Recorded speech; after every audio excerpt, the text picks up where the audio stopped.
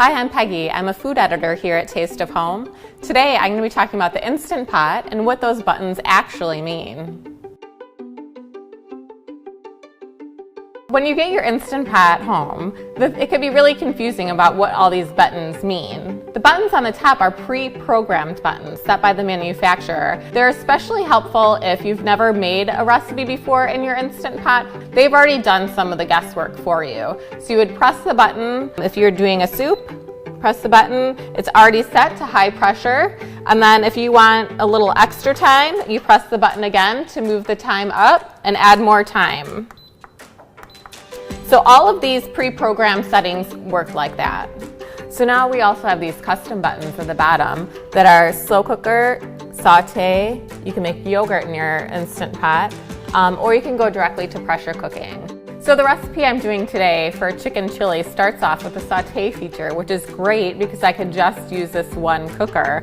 I would press the saute button and it goes to normal heat, which is a nice mid-level heat for sauteing. And you'll see it goes to 30 minutes right away, but you could just kind of ignore that. It's not going to take you 30 minutes.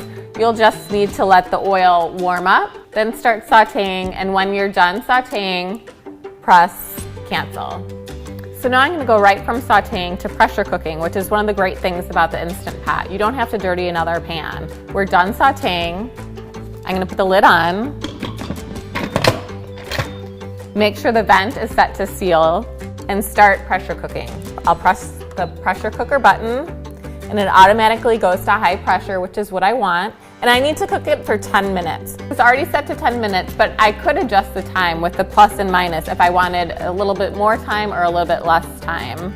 So now it's on and it's going up to pressure. This could take anywhere from 10 minutes to 40 minutes depending on what you have in your pressure cooker. If it's a lot of food, if it's really cold, if you're starting from frozen, it's gonna take longer.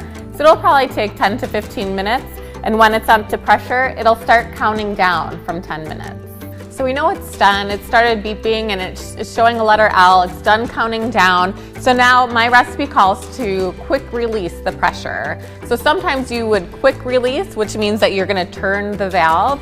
And other recipes say to naturally release the pressure. And that would mean you just let it sit and come down pressure naturally, and you'll see the little toggle go down to the bottom and rest at the bottom of the pot. So I'm going to turn the seal to venting and let the pressure out. So make sure that you use a tool to move the vent over so your hand isn't by the steam, which could burn you. So I know the buttons can be kind of confusing on your Instant Pot, but after you've used it a couple of times, it'll become very easy, very intuitive, and you'll have dinner on the table in no time.